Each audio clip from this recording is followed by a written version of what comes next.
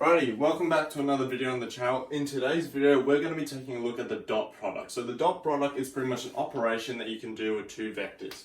So the way we write the dot product is if we have some vector A here and another vector B here. The dot product is pretty much, it's kind of like multiplying the vectors, except you're getting a scalar product. So a scalar is pretty much a number. So when you dot two vectors together, you're going to get pretty much just a number. And that number is going to tell you pretty much about the angle between the two of them. So the given relationship we'll be looking at today is pretty much if you dot two vectors together, so if you have A dotted with B, that's going to be equivalent to the length of A multiplied by the length of B multiplied by the cosine of the angle between the two. So in other words, imagine like this picture here. So you have vector A and you have vector B in space. And there's some angle between the two of them, like this. This describes pretty much its relationships. The way we dot two vectors is you take the x and y components and you multiply them by the x and y components of the corresponding vector. So for example, if we had, let's say, A was the vector 2i plus 3j, and you had the vector B, which was like 7i plus 2j. If you wanted to find A dotted with B, you would multiply the 2 and the 7 together. So you'd have 2 times by 7 plus 3 times by 2. And it will give you a scalar value. So 2 times 7 is 14. 3 times by 2 is 6. So that's going to give you 20. So all we're expecting is pretty much a scalar value, something like this. But what we're going to be doing in today's video is we're going to be proving this formula, this relationship here. So the way we're going to do that is we're going to take a look at this thing called the cosine rule. So the cosine rule pretty much gives us a general description of pretty much any triangle regardless of its right angle. So I'll write the cosine rule up here. So the cosine rule, pretty much if you have a triangle like this, it can be any triangle, it doesn't have to be right angles or any specific angles. If you have A, B, C, this is the little side C, this is the little side B, and this is the little side A, then you'll have this following relationship. C squared is equal to A squared plus B squared minus 2AB cos of C. Now, the big C represents this angle here, and these lowercase letters represents the corresponding sides of our triangle. So we'll be using this fact to prove our following formula that A vector dotted with B is equivalent to the magnitude of A times the magnitude of B cosine of the angle between the two of them. Righto, so the way we get started is we're going to draw a very similar diagram to this. So we're going to have vector, let's say, vector A here and vector B.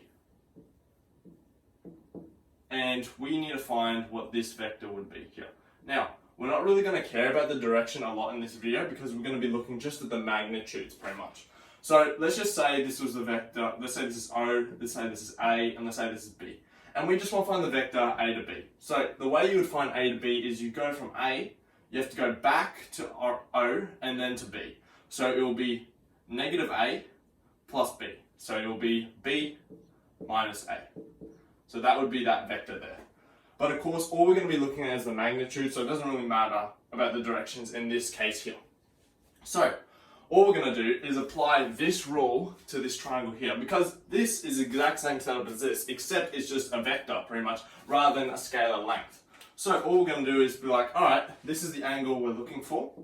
So we're going to say, alright, this is my c squared in this case here, because this here represents the angle here, so it's the angle opposite to that. So the angle opposite to this is this one here. So that's going to be my c squared in this bit. So we'll have the magnitude of all these vectors. So the way you draw magnitudes, you draw square bars around them. That pretty much indicates pretty much applied Pythagorean's theorem to it. So that will be b minus a, the magnitude of that, all squared. You don't need to draw brackets around it. All we can do is just put the square in the corner.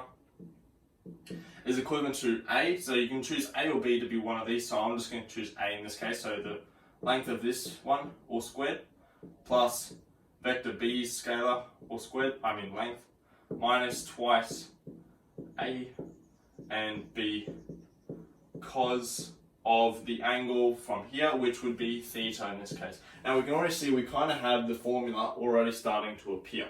But to go further, we have to break things into parts. So what we're going to do is we're going to label vector A as component. So we're going to say, all right, vector A is this corresponding vector. So A1 in the x direction plus A2 in the y direction plus A3 in the z direction.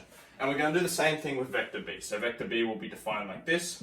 We have B1 in the x direction, B2 in the y direction, and B3 in the z direction. Okay? The reason why this is important is because we're going to have to look at this relationship later. Because if you have A dotted with B, that's equivalent to pretty much the x components being multiplied together. So in other words, that's A1 B1 plus A2 B2 plus A3 B3. Because that's the definition of the dot product. You multiply these two plus the multiplication, the product of these two and the product of these two. Okay? So we'll need that a bit later. Now here, let's take a look at what this will be. Vector B minus A. So that's going to be pretty much, and that's the length of a vector. So the way you find the length of a vector is you apply Pythagorean's theorem, where you go the square root of each of the components all squared. So this would be A1 squared plus A2 squared plus A3 squared. Now it's all under a square root because Pythagorean's theorem would have this squared as well. All we've done is moved it to the other side by doing a square root. So here, we're going to have a square root of B minus A. So in other words, you're going to have B1 minus A1 all squared plus B2 minus A2 all squared plus B3 minus A3 all squared, all under a square root, which is all squared because we have this squared here. Now straight away, we can get rid of the square root and square. So this is now my left-hand side of my equation. So this is that whole bit simplified. I've gotten rid of the square root because I've had this square here. Now you can apply the same thing to this bit and this bit. You won't need it in this bit because there is no squared here.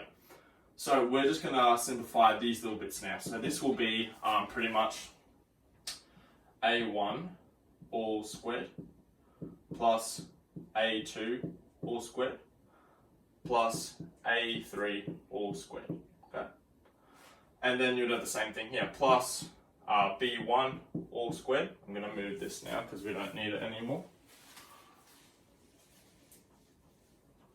Plus B2 all squared plus B3 all squared. And then you've got this last bit here, minus twice the length of here and the length of here, cos of their angle.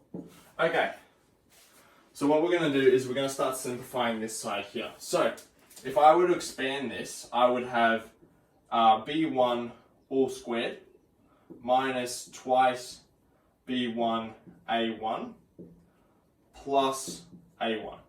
The reason why is because if I were just to take this bracket here, what this is saying is twice of this, so you'd have B1 minus A1 multiplied by B1 minus A1. And the way you multiply this is pretty much FOIL. So you go multiply by this, multiply by this, multiply by this, and this. So this is where I get my B1 all squared. Sorry if they look like sixes, these are just B's. So this is my B1 all squared minus A1 B1 minus A1 B1 because you multiply here and you multiply here. So that's why that's a -2 there. Plus, and that's all squared, plus A1 all squared. So hopefully you can see why I've got this from this expression here. So I'm not going to do that for every single one now. I'm just going to pretty much simplify it now because I've only shown it for one and I don't need to show it again pretty much because it's the same principle. Right. So that's that little square there. This one will be plus B2 squared minus 2 B2 A2 plus A2 all squared. And finally this one here will be plus B3 all squared minus 2 B3 A3 plus A3 all squared. So this is my entire left-hand side here. So the left-hand side of this equation here is equivalent to, now I'm just going to ignore that bit for now, is equivalent to just a1 squared plus a2 squared plus a3 squared plus b1 squared plus b2 squared plus b3 squared. Okay, so just note that this is still on the right hand side. I just don't have enough room to write it pretty much. Alright, so we can see we've got some things that can cancel out. I have an a1 squared here, and on the opposite side of the equation I have an a1 squared here. But that's not the only pair I have. I also have a b1 squared here and a b1 squared here. And you'll notice every single pair will match up on this side here. So that will cancel with that one, this one will cancel with that one, and this one will cancel with this one. So effectively, everything in the blue is going to get cancelled because you have that quantity on both sides. So it's like having 2 plus x equals 2. You can subtract the 2's. So that goes away, that goes away, that goes away, that goes away, that goes away, that goes away, that goes away, that goes away, that goes away, all this goes away. So all we're left with is pretty much minus 2 b1 a1 minus 2 b2 a2 minus 2 b3 a3 is equal to, now what was left on this side was just this expression here, equals negative 2, the length of a, and the length of b. Oh, that's terrible. Cos of the angle. Now, divide everything by negative 2.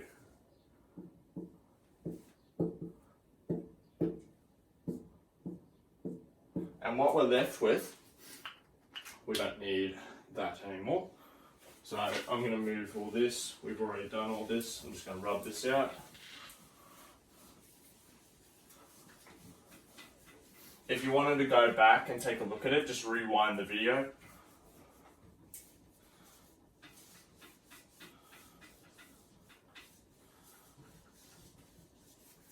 So when you cancel the negative 2's, what you have here is a1, b1, because it doesn't matter how you multiply it, because 2 times 3 is the same as 3 times 2, plus a2, b2, plus a3, b3, equals the length of A and the length of B cos of the angle. Now this, if you recognise, is our dot product. So you can replace that here. So A dotted with B is equivalent to the length of A multiplied by the length of B cos of the angle. And that is the formula that we were trying to prove. Righto. All good. Hopefully you enjoyed this video. If you did, give it a thumbs up, pretty much. Alright, all good.